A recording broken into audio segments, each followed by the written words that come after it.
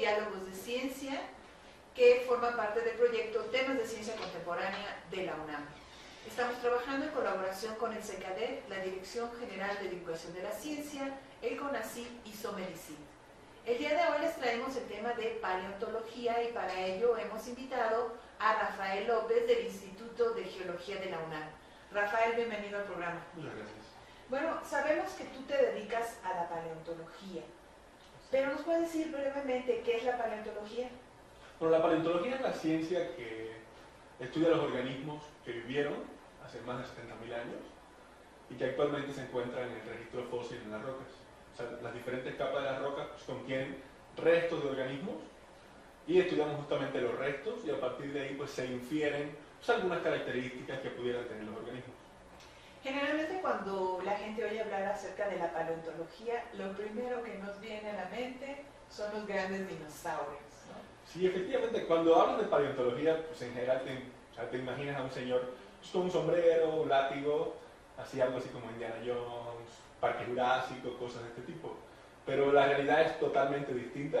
O sea, en realidad los paleontólogos, si bien sí vamos mucho a campo, o sea, tenemos mucho trabajo de campo, en general no usamos sombrero ni látigo, eso de por sí, y también pasamos muchas horas en el laboratorio. Esa es la parte que no sale en las películas. Claro. Nosotros pues usamos muchas horas de laboratorio para análisis de todas las muestras.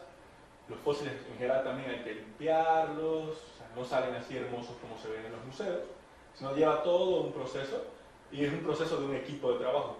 En general no es un paleontólogo, sino es un equipo de paleontólogos que cada uno se especializa en diversas cosas y logras entonces sí, un fósil de exposición. Pero o sea, esos fósiles que normalmente ves en una exposición, de 1001. O sea, es muy difícil encontrar un resto bien preservado, bonito, que sea exhibible. En general trabajamos solo con partes. Y a partir de esas partes, como rompecabezas, pues vamos armando lo que pensamos que era y pues vemos si justamente sí o si no. Otra cosa que es interesante, ya ahorita que mencionabas, que es la paleontología, ¿no? El estudio de la vida, pero sobre todo la prehistoria, ¿no? Que es muy larga si lo comparamos con el tiempo que el ser humano ha vivido en el planeta Tierra. Y básicamente con los organismos también con los que tú trabajas. Entonces, ¿nos podrías dar como un panorama de los diferentes tipos de fósiles? ¿Cuáles son los más abundantes, los menos abundantes? La vida está en la Tierra hace aproximadamente 4.500 millones de años. No se sabe exactamente el momento en que empieza a surgir la vida, desde organismos unicelulares hasta la diversidad que vemos actualmente. Y pues nosotros clasificamos los organismos si son terrestres o si son marinos, básicamente, porque indican ambientes totalmente distintos. Por ejemplo, ahorita hablábamos de los saurios, no sé, imaginamos un tiranosaurio rex, este tipo de animales, pues están asociados pues, a ciertos climas, a ciertos hábitats, terrestres, pero también existen otros fósiles que son un poco menos conocidos, que viven en el mar. Y dentro del mar, pues también hay toda una cadena alimenticia. Estamos acostumbrados a ver fósiles que están en el tope de la cadena alimenticia, como un tiranosaurio, o animales de estos carnívoros, pero esa cadena empieza muy abajo, hasta animales microscópicos, que son los que empiezan a nutrir, o sea, la cadena alimenticia. Yo específicamente estudio uno de esos animales pequeños, muy pequeños, miden aproximadamente entre 30 y 100 micras, o sea, son muy pequeños, solamente se puede ver a microscopio, y se llaman calpionélidos, o sea, tienen algunos representantes que pudieran ser representantes actuales y se llaman tintínidos. Los tintínidos actuales, tenemos una imagen de un tintínido actual, como se puede ver, y pues básicamente es un organismo que tiene una concha en forma de copa, a la que llamamos lórica, y el organismo vive adherido a esta lórica. Entonces tiene unos cilios, no sé si recuerdan tal vez de la secundaria los paramecios, que tienen una serie de cilios para moverse. Pues estos organismos tenían unos cilios parecidos, por eso se llaman ciliados, y para moverse dentro de la columna de agua. Entonces, estos organismos, los que yo estudio específicamente, vivieron entre el Jurásico y el Cretácico, y se estudia justamente por eso. Porque estos organismos tuvieron una evolución lo suficientemente rápida como para cambiar de especies en periodos pequeños de tiempo. Eso nos hace que al identificar una especie podamos ver en qué edad estamos. Los paleontólogos en general no hablamos de millones de años, porque es un poco complicado decirte, no, tú estás entre 145 y 144 millones de años, sino lo que hemos hecho es agarrar periodos de tiempo donde la evolución ha sido singular y hay ciertas especies y le ponemos un nombre. Por ejemplo, el Jurásico o el Cretácico, que es el periodo que está encima, y eso lo hemos subdividido, y la parte más alta del Cretácico, o sea, la parte más joven del Jurásico, perdón, se llama Titoniano, que es donde empiezan a aparecer estos organismos. Tienen una evolución muy rápida que nos permite definir biozonas, o sea, que es donde aparece una especie o se extingue una especie. Entonces con eso podemos hacer del Titoniano, por ejemplo, pues una subdivisión muy pequeña, y del Cretácico igual. Luego estos organismos, por algún motivo que desconocemos, se extinguen y pues, pasan aproximadamente 8 millones de años hasta que aparece un grupo que tiene también forma de copa, pero no sabemos si tiene una relación directa. Estos organismos se llaman colomiélidos y pues, creo que es de destacar que se describieron por primera vez en México. De hecho hay una especie que se llama Colomiela mexicana, porque o sea, fueron organismos que por primera vez se describieron en México y tienen enorme importancia a nivel mundial. Y hubo muchos estudiosos, o sea, como el doctor Bonet, o muchos estudiosos del Instituto Mexicano del Petróleo y de Pemex, que han dedicado vidas enteras al estudio de estos organismos. ¿Y qué crees? Que se volvieron a extinguir. Para variar, estos organismos se extinguen con una facilidad increíble y a veces sin razón aparente. Y no es hasta 44 millones de años después que empieza a aparecer el grupo que apareció en la foto, que se llaman tintínidos, que también tienen forma de copa, pero sí la concha es un tanto distinto. O sea, las conchas a veces son calcíticas, o sea, carbonato de calcio, a veces son quitinosas, que es la sustancia que tenemos en las uñas, algunos artrópodos, los alacranes y estas cosas. Y entonces, pues, la relación entre estos animales todavía no es muy clara.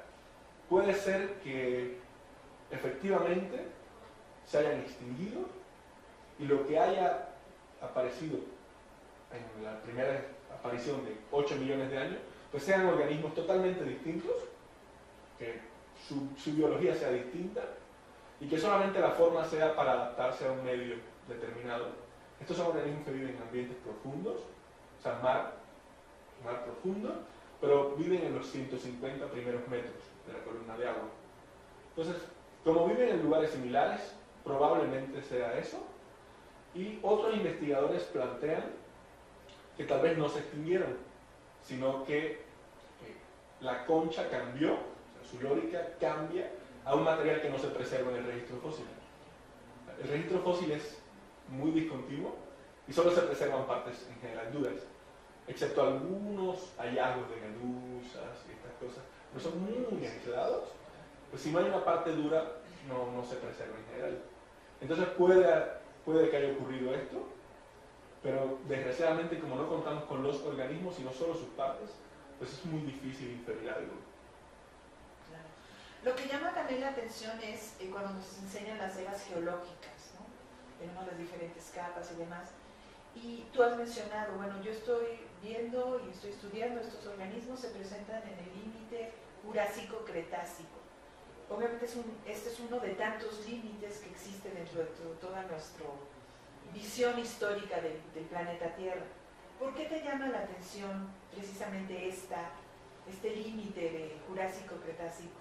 Se hace muy interesante exactamente ese límite, no es porque yo lo trabaje, pero sí es muy interesante. Este límite no es tan obvio como otros límites. Por ejemplo, han oído hablar seguramente del límite Cretácico terciario, o sea que es el límite que le sigue al que yo estudio. Este límite está marcado por la caída de un meteorito, nuevamente en las costas mexicanas, de hace 60 millones de años, 65 millones de años, en el cráter del Chicxulub. O sea, fue un impacto, extinguió todos los dinosaurios, y cuando pasas del Cretácico al terciario, cambia mucho todo. O sea, antes tenías dinosaurios, ahora ya no tienes dinosaurios. Antes tenías ciertos foraminíferos, ya no tienes foraminíferos. O sea, el cambio de que se extingue la vida a que vuelve a aparecer formas nuevas es muy obvio. En el Jurásico Cretácico no es tan obvio. En el Jurásico había dinosaurios y en el Cretácico seguían los mismos dinosaurios, o sea, no hay extinciones masivas. Y sí se registra un descenso del nivel del mar, o sea, el nivel del mar se estima en aproximadamente 150 metros, más o menos, una caída del nivel del mar. Pero sí es muy complicado determinarlo. Las secciones de mar profundo no son muy frecuentes y cuando aparecen no muchas veces tienen fósiles. Entonces, pues sin fósiles estamos un poco desarmados. Desgraciadamente, pues, los paleontólogos sin fósiles no tenemos trabajo, no tenemos nada que hacer. Y entonces a veces tampoco son abundantes. Entonces sí, el límite es muy interesante. Se hace interesante también porque, por ejemplo, las rocas generadoras del petróleo, por ejemplo, la Franja de Oro de México, están en el Jurásico. Entonces sí es importante poder delimitar cuándo estás todavía, por ejemplo, perforando en el periodo Cretácico, que son rocas que no van a generar petróleo. O sea, si bien pueden acumular esto, pero no lo van a generar. Y cuando está justamente ya en rocas que las condiciones en las que se formaron, o sea, fueron favorables para que se acumulara materia orgánica, para que se preservara, no se oxidara, o sea, tiene que tener poco oxígeno. Entonces, estas condiciones en general pues, se dan así en los mismos ambientes en los que vivían estos fósiles. Entonces, ahí está la gran importancia de estos fósiles. Y también, pues lógicamente, pues, para nosotros es muy importante conocer la biología o acercarnos.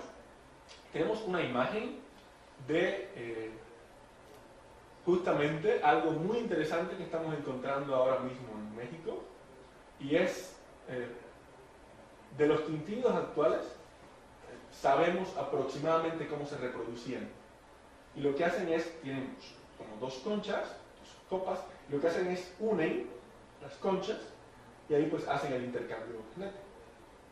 Esto si bien se infiere de organismos anteriores, no puedes decir, bueno, exactamente así estaba pasando. Vamos a regresarnos, ¿no? En el tiempo. Entonces, es muy difícil, no podemos cultivar como de pronto los biólogos pueden cultivar un tintínido, y pues me espero a que se reproduzca y veo. Pues con fósiles es muy, muy difícil, pero hemos logrado encontrar, justamente en secciones mexicanas, este mismo fenómeno de dos calpionarios unidos fosilizados. Entonces esto se hace extremadamente interesante para nosotros porque podemos decir que los tintínidos actuales tienen una forma de reproducción que tenían también los calpionarios. Entonces eso nos da pistas de que nos podemos estar acercando justamente a cómo era el organismo, o que tal vez sí sea una misma línea evolutiva, que solo nos faltan pues algunos eslabones. Otra cosa extremadamente interesante que estamos encontrando ahora es que en estos mismos intervalos donde hay muchos calpionarios en reproducción, existe reproducción entre dos morfologías distintas. La base de la clasificación es justamente la morfología de las conchas, ¿no? Entonces uno puede separar entre especies. Es decir, o sea, biológicamente dos especies distintas no se pueden reproducir. Hay algunos casos de especies gemelas, dígase los caballos, los burros, o sea, pero lo que o sea, son muy, muy similares, pero lo que da justamente la reproducción de ambas especies da un híbrido que es infértil, o sea, no tiene reproducción. Nosotros estamos encontrando que hay morfologías distintas que se están apareando y justamente en esos mismos intervalos estamos encontrando abundantes calpionarios que están deformes, como mostramos en la figura. Entonces es probable que hayan existido algunas características biológicas de los actuales que podemos extrapolar. Entonces pues eso a nosotros se nos hace muy interesante porque nos ayuda a conocer un poco el organismo y podemos inferir otras cosas. Entonces es extremadamente interesante. Y ahorita que decías que se pueden inferir muchas cosas, también es interesante cómo tú nos estás mencionando estos organismos que tú los estás estudiando aquí en México, pero obviamente no te estás yendo al Golfo de México o al Pacífico o a gozar de la playa, sino los estás estudiando en tierra, ¿no? Y entonces eso te dice varias cosas, ¿no? Sí, es que normalmente, pues sí, cuando hablamos a veces de organismos marinos, nos imaginamos así en Cancún, tomando muestras y eso, pero no, ¿qué crees? O sea, realmente nos las pasamos en la pura selva o en el desierto, que es donde aflora mejor, o sea, tenemos mejor expuesta la roca. Lo que estamos nosotros cuando hablamos de mar, o sea, es la interpretación que nosotros ya hacemos de una roca. O sea, justamente estudiamos animales que vivieron en un mar primitivo, en este caso se llamaba el Tetris, estaba separando los continentes.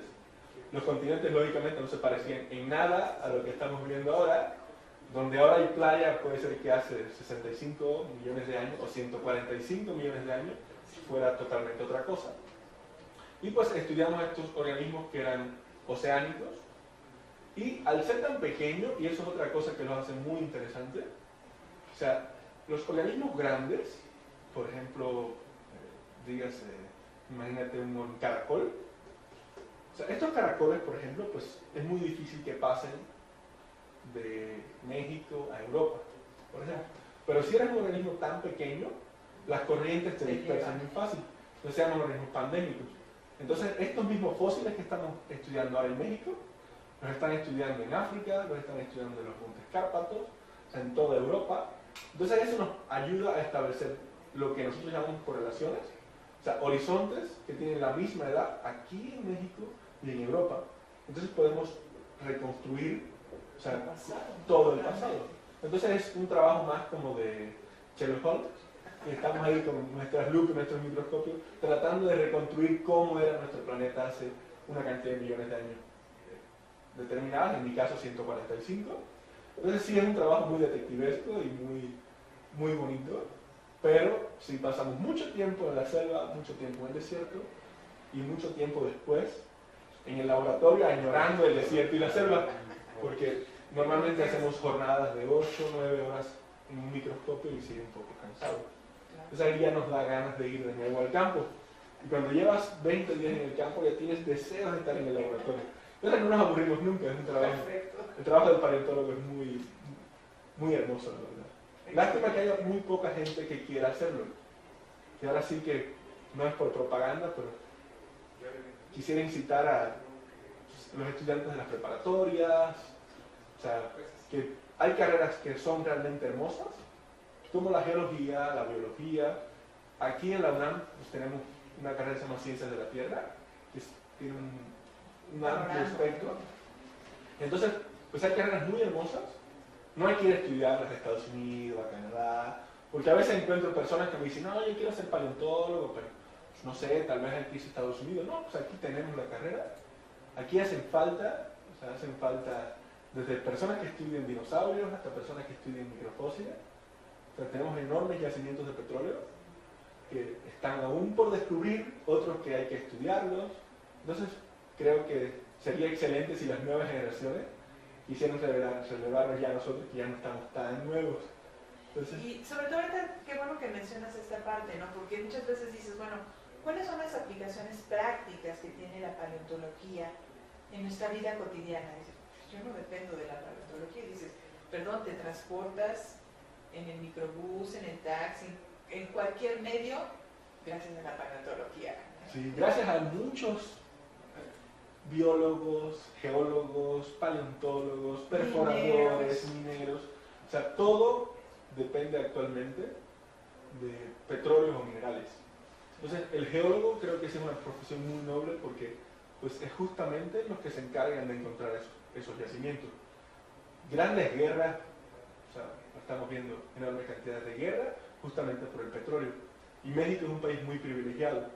México tiene yacimientos muy grandes de petróleo, muy grandes. Hay muchos que aún no se han descubierto, que están en aguas profundas. Dentro del continente también hay petróleo, hay gas. Y justamente ese es el trabajo de los micropaleontólogos. O sea, empiezan a darle edades a las rocas para buscar las rocas que tienen las condiciones necesarias para la formación de petróleo. Entonces, y aquí los organismos que están en esa roca juegan un papel importante, ¿no? Como sí, mencionabas. sin esos organismos no sabemos nada de la roca. O O sea, las rocas hablan, pero hablan un lenguaje muy complicado. Entonces necesitamos, o sea, ahora sí que nos encargamos de hacer hablar a las rocas, pero nos ayuda mucho para que hablen si tienen fósiles. Si no tienen fósiles, pues hay otros métodos, pero se hace muy complicado. Si tienen fósil, hablan muy rápido. Si no, podemos pasar mucho tiempo y gastar mucho dinero tratando de que hable una roca, que no es cosa sencilla. Claro. Otra cosa que me llama la atención es, se menciona mucho que gracias a la paleontología y obviamente el trabajo de los geólogos y todo eso, ahorita lo que está de moda, por así decirlo, es el cambio climático, ¿no? Y la gente se preocupa y también se ocupa, ¿no?, de estar viendo qué va a pasar. Pero la verdad es que esa ha sido la historia del planeta, ¿no? Cambio tras cambio tras cambio. Claro, como tú decías, en este límite de Jurásico, Cretácico, pues hubo extinciones, ¿no? En el otro, donde cae el Chicxulub a finales del Cretácico, pues hubo otro cambio masivo que extingue la vida y que también hay un cambio a nivel climático. Normalmente el clima en la Tierra tiene periodos fríos y periodos calientes. O sea, es un proceso totalmente natural. Digamos que yo pertenezco a la corriente no tan alarmista en cambio climático. Sí. Pero también pertenezco a eso porque yo veo al ser humano como otra especie. O sea, la extinción del ser humano yo la veo como algo más natural. O sea, desgraciadamente el ser humano se ha especializado mucho y ha destruido su mismo ambiente y sin esas cosas ya no le va a ser posible sobrevivir. O sea, el ser humano ya vivió una glaciación. O sea, en el Cuaternario pues ya hemos tenido glaciaciones, o sea, donde sobre Nueva York, por ejemplo, había cerca de 8 kilómetros de hielo. Entonces, si es periodos calientes, el nivel del mar, o sea, luego lógicamente tiene que subir, se derriten los polos, y a esto le sucede otra glaciación. Ahora estamos en un periodo interglacial. Pero creo que el ser humano sí ha contribuido de forma negativa, muy negativa, no solo al calentamiento global, también a la destrucción de la propia naturaleza. Si bien la naturaleza se autorregula, Es eso, ¿no? nosotros estamos impidiendo esa autorregulación. Pues si talamos los bosques, lógicamente la naturaleza no tiene cómo autorregularse. Y nosotros mismos estamos cavando nuestra tumba. O sea, el planeta va a seguir con o sin nosotros. Creo que es cuestión de nuestra decisión de decir, bueno, ¿qué tanto lo podemos extender? Exacto. Pero yo creo que el ser humano al final, pues, tenemos cerebro y podemos hacer otras cosas, pero sí estamos maltratando mucho el planeta, no estamos dejando que el proceso sea natural. Pero no me preocupa tanto la extinción del ser humano, porque somos otras especies. Por ejemplo, los reptiles dominaron todo el Jurásico, todo el Cretácico y se extinguieron. Nosotros apenas llevamos nada. O sea, si hacemos como 24 horas, nosotros nos toca nada. Entonces, pero en ese pequeño intervalo de tiempo, sí, el efecto de una sola especie ha sido brutal. O sea, hemos talado los bosques, hemos contaminado con uranio, o sea, hemos subido las emisiones de dióxido de carbono, o sea, enormemente. Si bien el dióxido de carbono iba en un proceso natural a subir y se iba a calentar el planeta, nosotros lo estamos ayudando mucho, mucho. Entonces, pues sí creo que estamos haciendo todo como que si nos quisiéramos extinguir. Y luego entonces decimos, no, es que el planeta nos va a destruir. No, pues nosotros estamos haciéndolo todo para extinguirnos, ¿no? Entonces no nos debe preocupar tanto el que cuándo nos vamos a extinguir. O sea, si seguimos actuando así, nos vamos a quedar sin recursos y tendremos que ir a colonizar otro planeta. Justamente estamos haciendo lo que hace un virus. Estamos colonizando un lugar, lo estamos destruyendo y después nos vamos a otro lugar, ¿no? Ahora se habla de colonizar Marte, la Luna, pero vamos a hacer lo mismo. O sea, creo que más allá de colonizar otros lugares, tendríamos que nosotros cambiar nuestra perspectiva del mundo, no ser tan egocéntrico. O sea, el planeta no es el hombre, o sea, el planeta es un sistema que está hace 4.500 millones de años. Nosotros llevamos 1 millón de años apenas y estamos destruyéndolo todo. Entonces, pues sí creo que deberíamos cambiar nuestra percepción del planeta, de todas las especies, sabernos que somos otra especie más. O sea, creo que tener un cerebro más grande en proporción con el cuerpo no nos hace una mejor especie. O sea, tenemos las mismas necesidades del resto de las especies, como mamíferos estamos lo mismo, o sea, entonces sí tendríamos que cambiar tal vez nuestra visión un poco, si queremos estar un poquito más en el planeta. Sí, yo creo que precisamente el saber que existen otras disciplinas como la paleontología te da una perspectiva, otra perspectiva sobre el planeta, ¿no? Sobre la vida y todos los organismos que han habitado en el planeta. Y lo fundamental que son los factores físicos para que la vida pueda llevarse a cabo, ¿no? Porque en el caso de los organismos con los que tú trabajas, uno piensa en el mar y dice, esa masa de agua nunca le pasa nada, ¿no? Y ahorita, gracias al estudio de muchos de estos microorganismos, nos estamos dando cuenta que, por ejemplo, tú dices, de una etapa a otra se desaparecen millones de años, pero bueno, geológicamente no es nada. Y entonces te das cuenta que también son factores físicos lo que afectaron a estos bichos, ¿no? Cualquier cambio que haya a nivel atmosférico o de aporte del continente hacia el mar, o sea, cuando vemos el mar, de pronto sí nos imaginamos una masa de agua con olas y algunos peces, pero justamente eso está porque hay organismos muy pequeños que están en la base de la cadena, en la base, dígase.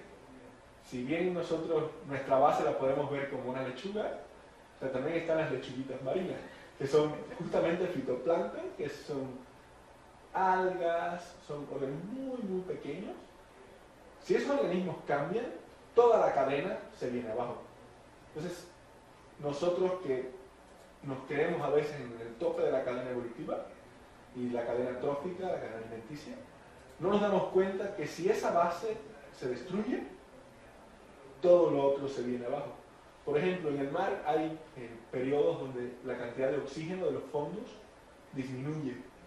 Si disminuye la cantidad de oxígeno, empiezan a morir los animales que existen y los microorganismos. Si se mueren las algas, se mueren los peces, si se mueren los peces, se muere todo lo que de ellos depende. Y eso al final va a afectar al ser humano. Por ejemplo, tenemos, no sé si has oído hablar de las mareas rojas, son justamente algas que empiezan a proliferar demasiado. Eso destruye la cadena y hay partes enormes del océano en que los peces se mueren, se intoxican, o si sube el mercurio, el ser humano al final lo afecta, al final comemos pescado, pero si no comemos pescado, al final comemos otras cosas que dependen mucho del mar. El propio oxígeno que respiramos, si bien los bosques tienen un papel fundamental, aproximadamente el 90% del oxígeno que respiramos viene del mar. Son justamente algas, son plantas, pudiéramos decirlo, no en el sentido biológico estricto, pero bueno, serían como las plantas del continente, tenemos las algas que están generando oxígeno. Si destruimos eso, no vamos a tener cómo generar oxígeno. Entonces ahí está la gran importancia de entender la historia del planeta, y si entendemos la historia del planeta vamos a poder entender qué nos está pasando y qué acciones pudiéramos tomar para cuidar entonces el planeta. No podemos cuidar algo que no conocemos, así era el Jean Cousteau. O sea, si conocemos cuál fue la historia del mar, cuál ha sido la historia de nuestro planeta, podemos entonces tomar acciones serias, contundentes, y decir, mira, si cambiamos esto va a ocurrir esto, y entonces tal vez pudiéramos prolongar unos añitos más nuestra estancia. Geológicamente hablando, algunos segundos más, entonces ya estaríamos mucho más contentos. Excelente. Bueno, pues nada más para terminar, sin después mencionar a los chicos que nos estén viendo, al público que nos esté viendo, nada más dar otra vez la relevancia que tiene el estudio de la paleontología, ¿no? Bueno, México ha sido uno de los países con más tradición de paleontología del mundo. Esto a veces decimos, bueno, existen otros países y tienen tal vez más recursos, etc. Sin embargo, México es una de las mayores escuelas de paleontología del mundo. Yo, por ejemplo, soy de Cuba y me vine a especializar aquí en México. O sea, es un país que tiene enormes recursos paleontológicos, tiene fósiles de todos tipos. Lo que quieras estudiar, aquí está, desde muy pequeñito hasta muy, muy grande. Y es algo que puedes hacer aquí, que si estudias en la UNAM además es gratis. O sea, es muy fácil, creo que, cumplir un sueño de ser paleontólogo. Y si eres geólogo o paleontólogo o biólogo, sí vas a poder entender muchos procesos que están ocurriendo y vas a tener una perspectiva mucho más amplia de todo lo que está pasando. O sea, creo que los geólogos, los biólogos, paleontólogos ven el mundo de una forma muy distinta. O sea, ya no vemos el mundo estático, vamos a ver un mundo que es mucho más dinámico, vamos a entender los cambios que están ocurriendo, los cambios que van a ocurrir y filosofar un poco de qué va a pasar. Ustedes sí viajan en el tiempo. Nosotros viajamos todo el tiempo. En el tiempo. En el tiempo. Entonces sí nos trasladamos, te puedes trasladar, puedes entender los procesos evolutivos que si bien cuando los das en biología te los explican y te dicen, no, esta es la bomba, esto. Nosotros a diario vemos cómo una especie está cambiando a otra, entonces eso sí te da una perspectiva muy distinta del mundo. Te ayuda a entender muchas cosas y además es apasionante. Los que somos geólogos y paleontólogos creo que vivimos para trabajar y eso es lo excelente porque si te apasiona tu trabajo ya nunca más trabajas. O sea, no trabajarás nunca más en tu vida, o sea, vas a estar haciendo algo que sencillamente te apasiona. Y creo que es lo que sucede con profesiones como las nuestras. Te apasiona tanto que trabajas todo el tiempo de maravilla y estás encantado y quieres más. Muy difícil encontrar a alguien que quiera más trabajo. Nosotros increíblemente nos pasamos todo el tiempo buscando más proyectos, otros lugares que investigar. Entonces es fascinante, no trabajas. O sea, yo digo que yo no tengo trabajo, sencillamente estoy expandiendo mi pasión otro día más.